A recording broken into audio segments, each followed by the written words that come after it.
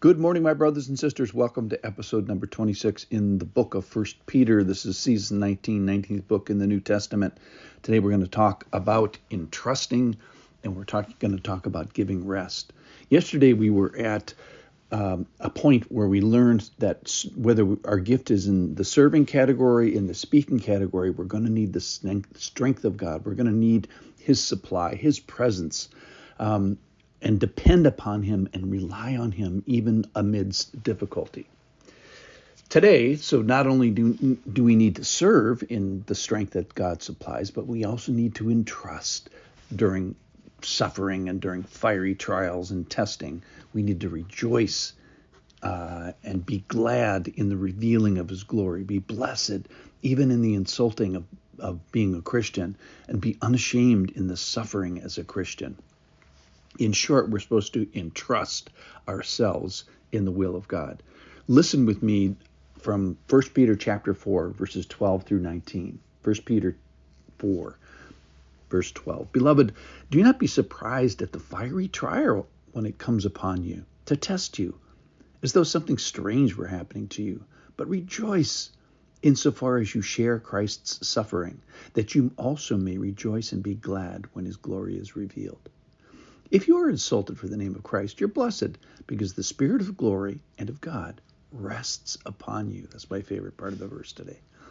The Spirit of glory and God rests upon you. But let none of you suffer as a murderer or thief or as an evildoer or as a meddler.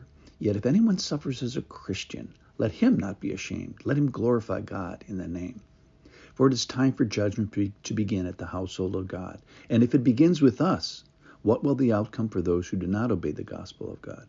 And if the righteous is scarcely saved, what will become of the ungodly and sinner? That's a quote from Proverbs. Therefore, let those who suffer according to God's will entrust their souls to a faithful Creator while doing good. So the first thing he says here is don't be surprised at the bad stuff. And why does he have to say that? Well, because people are surprised. It's like, hey, something strange is happening to me. I'm the first guy in history to have this happen. And Peter is saying, beloved, get some perspective here. Don't be surprised. There's going to be trials. There's going to be testing. They're going to be fiery, by the way. So, don't be surprised at that. So don't be surprised at the bad stuff. But also don't be surprised at the good stuff. Don't be surprised that the Spirit of glory, the Spirit of God, the Spirit of Christ rests upon you. And then that will help you or cause you to entrust your soul and do the right thing. So your quiet soul, your settled soul, it has an ability to then do something.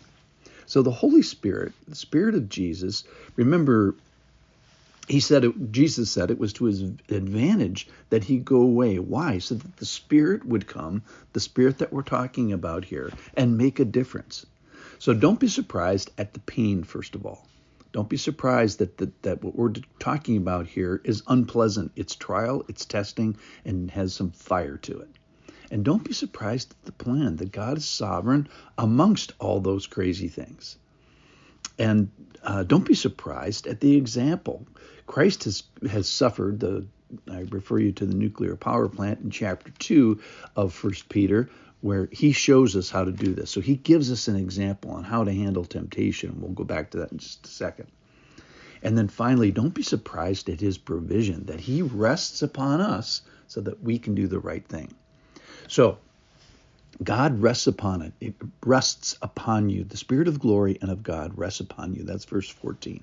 It means to cause to give rests. So He rests upon and gives rest. So He causes us to remain quiet when then all the bad stuff, trials, fire, testing, in surprising moments, strange moment.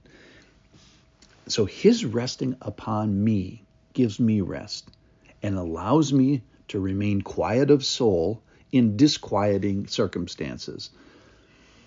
And then it's going to allow me to do the right thing, which is to set my soul upon Him. This whole paragraph talks about being settled in suffering.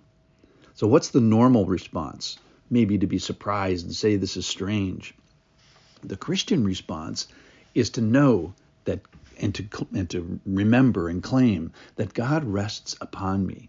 His Spirit rests upon me. Therefore, I can be at rest, and then I can do the right thing. I can set my soul in the right place. And when is this milieu? Well, during suffering and trials and, yes, testing. His resting upon my soul causes a resting of my soul, helps me to remain quiet in circumstance, and then do the hardest work of the soul, which is to entrust my soul to a faithful God. Remembering, he is sovereign, he sees, he knows, he allows the trial, he tests, he allows even the fire, he rests upon me, he causes resting of my soul so that I can endure. What is that? Endure and entrust. Entrusting is I set before. To entrust means to set before. I give over. I put it somewhere. Almost think about your soul like being in a box, and you have to do something with the box. You have to put the box somewhere. And that's what entrusting is. It's putting the box somewhere and giving it to someone. That's the Lord. That happens in 1 Peter chapter 2, and Jesus gives us an example. Verse 23, when he was reviled, he did not revile in return.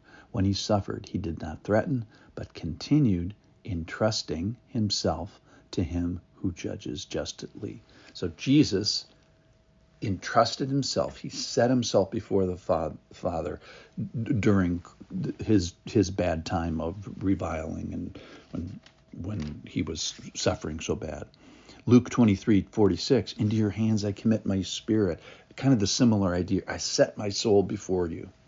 So my prayer here is that you would use this picture, that God is resting upon your soul, giving you rest, giving you a settled spirit, helping you to remain quiet, so that you can entrust your soul, set your soul, rest your soul upon him and before him. So take your soul with his helps upon it and set it on him. So God rests upon you so that you can set your soul before him. He helps with entrusting during the fire. So God rests on me so I can rest on him. Thanks for listening.